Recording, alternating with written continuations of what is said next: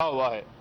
इनकी तारीख है कि ये जहां से भी पैसा आता था, क्योंकि पैसे के पुजारी थे, जहां से भी पैसा आता था उस पैसे को बाखुशी जो है वो वसूल करते थे।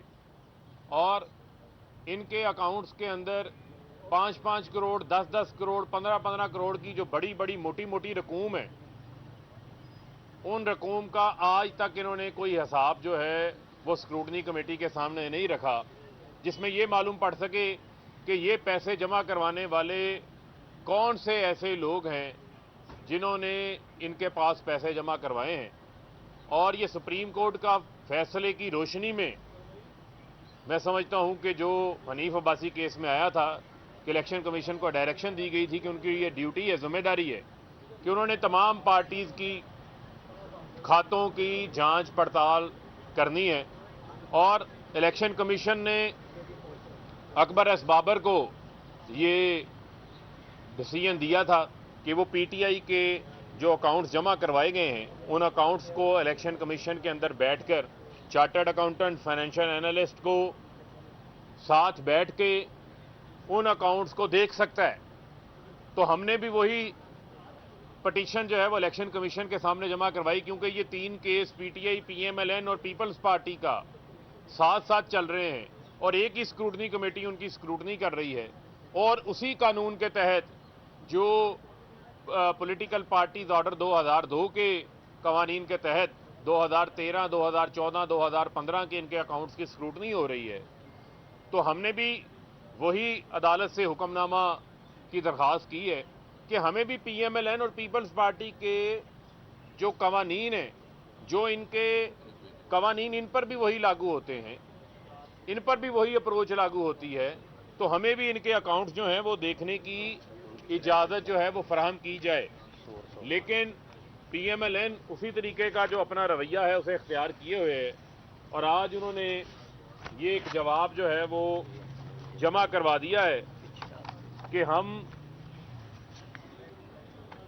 पीटीआई को, यानी कि हम पीटीआई की तर्ज के ऊपर जो फैसला आया है अकबर एस बाबर को अकाउंट्स देखने के हवाले से, हम जो है वो दरख्वास्त गुजार, नून लीग कह रही है कि हम दरख्वास्त गुजार को, उनके वकील को, उनके चार्टर्ड अकाउंटेंट को, फाइनेंशियल एनालिस्ट को अपने अकाउंट्स दिखाने को ही तैयार नहीं है।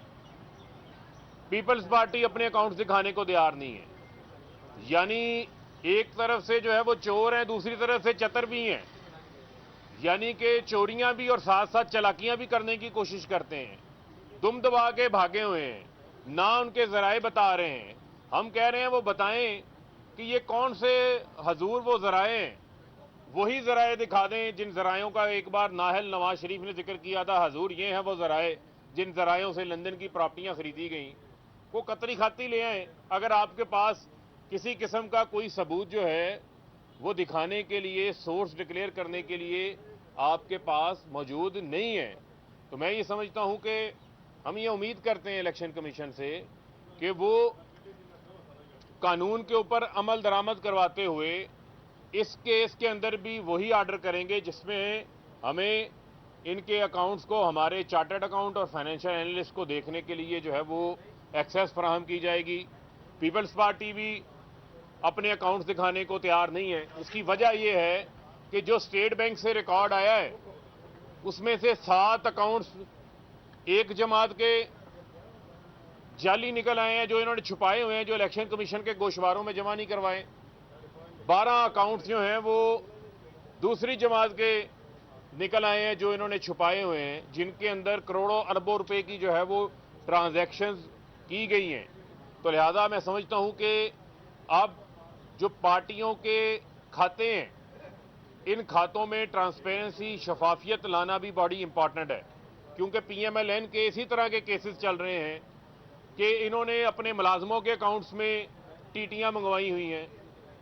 आसिफ अली जरदारी ने पापड़ों वालों के अकाउंट्स के अंदर, फलूदे वाले के अकाउंट्स के अंदर जाली अकाउंट्स बना के पैसे लगवाए हुए हैं और पैसा को वाइट किया इन लोगों ने। इन्होंने अपने चाय पिलाने वाले वो लोग जो इनके महकमों में 15-15, 20-20 हज़ार की शुगर मिलों में काम करने वाले लोग हैं, उनके अकाउंट्स में अरबों रुपए की ट्रांजैक्शन की हुई है। तो इन्होंने अपनी पार्टी अकाउंट्स को भी पैसे को, वो पैसा جو ممنوعہ ذرائع سے آیا ہوا ہے اس پیسے کو بھی انہوں نے اپنی پارٹی اکاؤنٹس کے اندر وصول کیا ہوا ہے. تو لہذا اس کی میں سمجھتا ہوں جو طے ہے اس تک پہنچنا جو ہے وہ بڑا ضروری ہے. اور یہ الیکشن کمیشن کی بھی ذمہ داری ہے کہ وہ قانون کے اوپر عمل درآمد کرے اور ایک جیسا ہی آرڈر جو ہے وہ ہونا چاہیے. اگر ہم 40,000 ڈونرز کا ریکارڈ جمع کروا سکتے ہیں, 16 والیوم ہم نے ریکارڈ کے جو ہے وہ جمع کروائے ہیں, پی ایم ایل این نے اور پیپلز پارٹی نے تو 16 صفحے ریکارڈ کے نہیں جمع کروائے. تو لہذا اب ان کی یہ چلاکیاں نہیں چلیں گی. اور مجھے یہ امید تھی کہ آج پتہ چلا ہے کہ اپوزیشن کا جو ہے ایک وفد الیکشن کمیشن میں چیف الیکشن کمشنر کو ملنے آیا ہوا ہے. چلے انہیں بھی الیکشن کمیشن کی یاد آ گئی, اچھی بات ہے. میں تو یہ امید کر رہا تھا کہ یہ اپنے کیس میں آئیں گے اور یہ پی ایم ایل این بھی کہے گی کہ یہ جناب ثبوتوں کا ڈھیر ہے ہمارے پاس, یہ ہمارے پاس ڈاکومنٹس ہیں, ذرائع ہیں, یہ ہمارا جو فارن فنڈنگ کا کیس ہے اس کی ہم جسٹیفیکیشن کے لیے لے کر آئے ہیں. پیپلز پارٹی سے بھی مجھے یہی امید تھی, لیکن افسوس کہ وہی 4 سالہ جو ان کا یہ بیانیہ ہے کہ ہمارے پاس کوئی ریکارڈ نہیں ہے, کوئی ذرائع جمع کروانے کو نہیں ہے, وہ یہ شو کر رہے ہیں. اور میں یہ سمجھتا ہوں کہ وہ ٹھپا مافیا جو اس ملک میں چاہتا ہے کہ انتخابات جو ہیں وہ صاف شفاف نہ ہوں, وہ ای وی ایم کی مخالفت کر رہا ہے. اور وہی لوگ ہمیشہ جو ہیں وہ دھاندلی کی پیداوار رہے ہیں, وہی لوگ ہمیشہ جو ہے وہ دھاندلی کے بینیفیشری رہے ہیں. اور جو مین آبجیکٹو ہے, الیکشن کمیشن آئینی ادارہ ہے, آئینی ادارے کا احترام جو ہے وہ اپنی جگہ کے اوپر موجود ہے, اور پاکستان کے آئین کے اندر موجود ہر ادارے کا اپنا اپنا احترام ہے. لیکن الیکشن کمیشن کی ذمہ داری بھی آئین کے آرٹیکل 218 کے اندر بڑی واضح لکھی ہوئی ہے کہ آپ نے صاف اور شفاف انتخابات کروانے ہیں. تو یہ سوال جو ہے قوم بھی جاننا چاہ رہی ہے کہ ہمارے ملک کے اندر جو ہے وہ صاف اور شفاف انتخابات کیوں نہیں ہو رہے. یہ پارٹیاں, پیپلز پارٹی, نون لیگ 30-40 سال سے 3 باریاں انہوں نے لی ہیں. کوئی انتخابات کو صاف شفاف کروانے کے حوالے سے انہوں نے کوئی عملی قدم لیا؟ ہم تو اگر کوئی کام کر رہا ہے اصلاحات کے اوپر تو وہ حکومت کر رہی ہے, حکومت اصلاحات لانا چاہ رہی ہے کہ انتخابات جو ہیں وہ صاف شفاف ہوں. کرکٹ میں عمران خان نیوٹرل امپائر لے کر آئے تھے, لیکن یہاں پر اپوزیشن مخالفت, جنہوں نے ای وی ایم دیکھی نہیں, دیکھے بغیر اس کی مخالفت شروع کر دی. ٹیکنیکل ایویلیویشن کمیٹی کی میٹنگ جو ہے وہ الیکشن کمیشن کی, وہ پہلا اجلاس 8 سپٹمبر کو ہوتا ہے. دوسرے اجلاس کی مجھے جو اطلاعات تھی وہ 15 سپٹمبر کو سماعت تھی, آج اسے ہونا تھا. اس سے قبل جو اعتراضات سامنے آئے وہ اعتراضات وہی ہیں جو الیکشن کمیشن کی انتخابات کے اندر ہر بار پیش آتے ہیں, وہ جو موجودہ انتخابی نظام ہے اس کے اندر بھی پیش آتے ہیں. اور وہ 27 کے قریب ایسے اعتراضات ہیں جو اپنی کیپیسٹی کے متعلق ہیں. تو لہذا جو آبجیکٹو ہے وہ صاف اور شفاف انتخابات ہیں. آپ نوٹسز جاری ہوتے ہیں, ہمیں بے شمار بار سوالات اٹھتے ہیں کہ یوسف رضا گیلانی کے بیٹے کی ویڈیو سامنے آتی ہیں سینٹ کے انتخابات کے اوپر, اس کے اوپر ہمیں بار بار آگے درخواستیں دینا پڑتی ہیں, بار بار آگے پرسو کرنا پڑتا ہے. دسکا میں رات ساری آپ جا کے نوٹس بھی لے لیتے ہیں. آفیشیل اکاؤنٹ سے جو ہے وہ ایسی ٹویٹس جاری ہو جاتی ہیں جس سے لگتا ہے کہ اس سارے عمل کے خلاف ہے کوئی. اسی طریقے سے جو ہے وہ اس قسم کی پریس ریلیزز آ جاتی ہیں. جو آئینی ادارے ہوتے ہیں انہوں نے اپنی آئینی ذمہ داری پوری کرنی ہوتی ہے, اور مین آئینی ذمہ داری صاف اور شفاف انتخابات ہیں آرٹیکل 218 کے تحت. باقی تمام چیزیں جو ہیں وہ سائیڈ لائنز کے اوپر ہیں, ان کی کسی قسم کی کوئی اہمیت نہیں ہے. اسی الیکشن کمیشن کے باہر جو فضل الرحمان زبان استعمال کر کے گئے تھے, جو مریم زبان استعمال کر کے گئی تھی, وہ تو الیکشن کمیشن کو دھاندلی میں ملوث کر کے چلے گئے تھے. تو لہذا یہ بھی دیکھنا پڑے گا کہ یہ نوٹسز کا جھکاؤ جو ہے وہ کیا ایک ہی جانب ہے یا دوسری جانب بھی نوٹسز ہونے چاہیے, وہاں بھی دیکھنا پڑے گا. لیکن میں پھر یہ کہوں گا کہ کریڈیبلٹی اور جمہوری نظام کی مضبوطی، کیونکہ آج عالمی یوم جمہوریت بھی ہے، اس کی جو کریڈیبلٹی ہے وہ صاف اور شفاف انتخابات کے حوالے سے ہے۔ اور میں یہ سمجھتا ہوں کہ جو الیکشن کمیشن کو سپریم کورٹ کی طرف سے بھی یہ کہا گیا سینٹ کے انتخابات میں ہر بار چوری ہوتی تھی، ہر بار ووٹ خریدے جاتے تھے، لیکن اس کو روکنے کے حوالے سے کوئی عملی اقدام نہیں لیا گیا، اپوزیشن کی طرف سے کوئی تجویز نہیں آئی، opposition open traceable ballot کی بات کر کے بھاگ گئی، انہوں نے کوئی اس کے اوپر کام نہیں کیا۔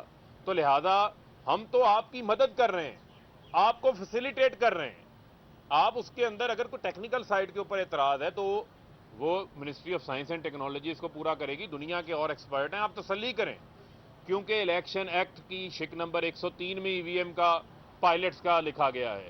اوورسیز بیرون ملک پاکستانی جو اس ملک میں $30 بلین انہوں نے پچھلے سال بھجوائے ہیں، اس سال اس سے بھی زیادہ بھیجیں گے انشاءاللہ، ان کو ووٹنگ رائٹ دینے کا معاملہ ہے۔ الیکشن ایکٹ 2017 کی شک نمبر 94 میں لکھا ہوا ہے کہ آپ نے اس کے لیے بھی پائلٹس کرانے ہیں۔ کتنے پائلٹس ہوئے ہیں، ان پائلٹس میں جو چیزیں سامنے آئیں ان کو دور کرنے کے حوالے سے کیا اقدامات کیے گئے ہیں، ان تمام چیزوں کے اوپر اگر ہم دیکھیں تو ایک لمبی خاموشی نظر آتی ہے۔ تو لہذا میں الیکشن کمیشن آئینی ادارہ ہے، اس سے یہ درخواست کروں گا کہ آپ اس کے اوپر فوکس کریں، آپ صاف اور شفاف انتخابات کو بنانے کے حوالے سے اس کے اوپر جو ہے وہ فوکس کریں، اور ڈیبیٹ پھر جو ہے وہ دوسری جانب جو ہے وہ چل پڑتی ہے۔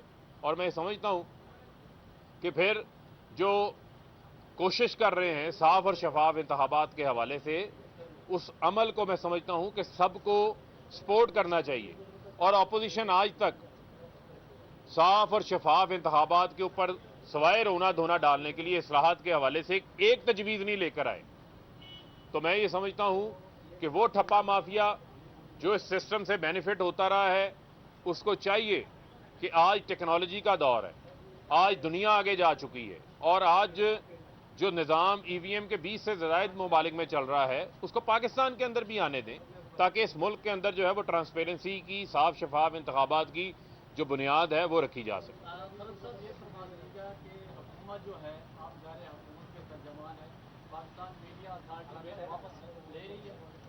دیکھیں، پاکستان میڈیا ڈیولپمنٹ جو اتھارٹی ہے یہ کسی کی ذات کا مسئلہ نہیں ہے، ہمیشہ قوانین جو ہیں وہ بنتے رہے۔ جب پرنٹ کا دور تھا تو پرنٹ کے متعلق قوانین بنے، الیکٹرانک میڈیا آیا تو پیمرا کا قانون بن گیا، اس کے علاوہ 7-8 ریگولیٹری باڈیز ہیں۔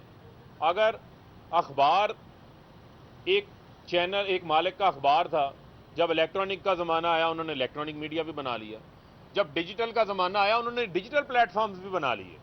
لیکن جب ہم کہتے ہیں کہ آپ نے کنورژن کر لی، پرنٹ بھی بنا لیا، الیکٹرانک بھی بنا لی، ڈیجیٹل میڈیا بھی بنا لیا، تو جب ہم ریگولیشن کی 7-8 قوانین کو اکٹھا کر کے ایک قانون بنانا چاہتے ہیں تو اس کے اوپر کیوں اعتراض ہے؟ دوسری بنیادی چیز وہ ہے یہ جو میرے کیمرہ مین کھڑے ہیں، جو یہاں پر میرے رپورٹر بھائی کھڑے ہیں، جو میرے میڈیا ورکرز کھڑے ہیں، جو یہاں این ایل ایز ہیں، جو ٹیکنیشینز ہیں، D S N G drivers ہیں، جو میڈیا ورکرز ہیں، جو نان جرنلسٹ سٹاف بھی ہے۔ پرنٹ میڈیا کے لیے ایک آئی ٹی این ای کا فورم ہے، آئی ٹی این ای میں 10,500 درخواستیں پڑی ہوئی ہیں۔ الیکٹرانک میڈیا کے صحافی کے لیے اپنی کانٹریکٹ انفورسمنٹ سیلریز لینے کے لیے کوئی فورم ہی نہیں ہے جہاں جا کے وہ درخواست دے سکے۔ تو جو میڈیا کمیشن لے کر جا رہے ہیں اس میں 21 دن کے اندر یہ فیصلہ ہوگا، اور ان کی کانٹریکٹ انفورسمنٹ بھی ہوگی، ان کی تنخواہوں کا مسئلہ بھی جو ہے وہ حل ہوگا، کیونکہ ہم سے ایڈ تو لیتے ہیں، ہم نے ڈیوز بھی سب کے کلیئر کیے ہیں۔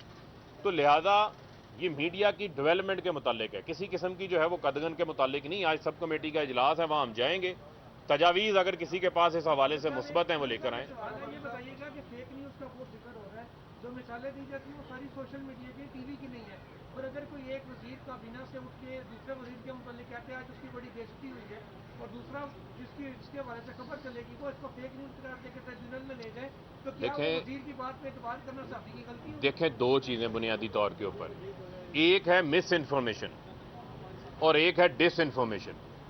مس انفارمیشن یہ ہو سکتی ہے کہ آپ کوئی ایسی رپورٹنگ کر دیتے ہیں جس کے اندر آپ کے پاس کوئی پوری اطلاع موجود نہیں ہے، آف کام کا بھی ماڈل آپ کے پاس موجود ہے، اس کے اوپر کسی قسم کی کوئی ایسی کارروائی نہیں ہے، اس کے اوپر تردید بھی جاری ہو سکتی ہے، اس کے اوپر جو ہے وہ متعلقہ جو رپورٹ کرنے والے ہیں ان کی طرف سے بھی جو ہے اس کی تصحیح کی جا سکتی ہے. لیکن ایک ڈس انفارمیشن ہے. ڈس انفارمیشن وہ ہے جو ملک کو نقصان پہنچاتی ہے.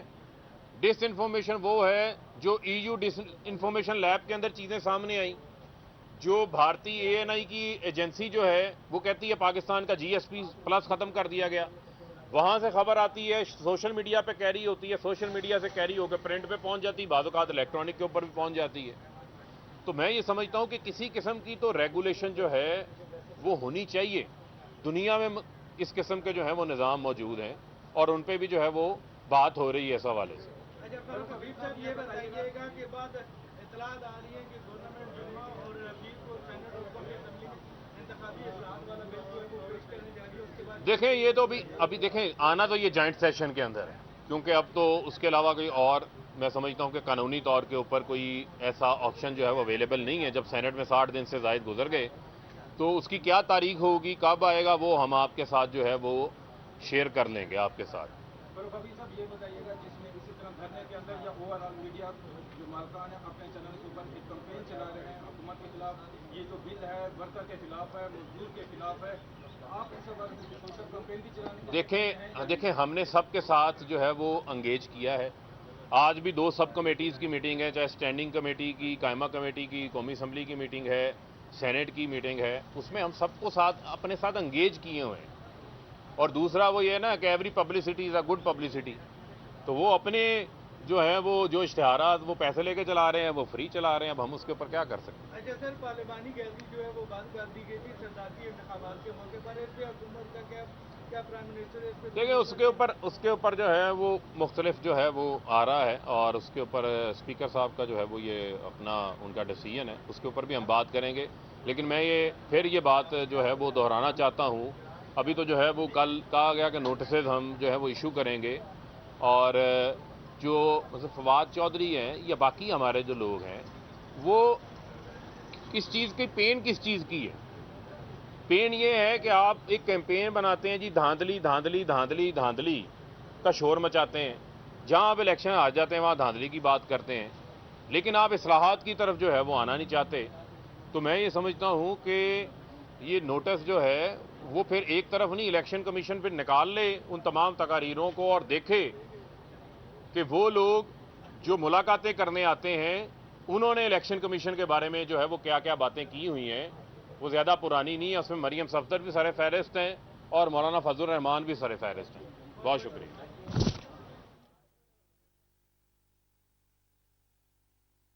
گفتگو کر رہے تھے وہ آپ کو ہم نے براہ راست دکھائی. ناظرین بڑھتے ہیں آگے اپنے اگلے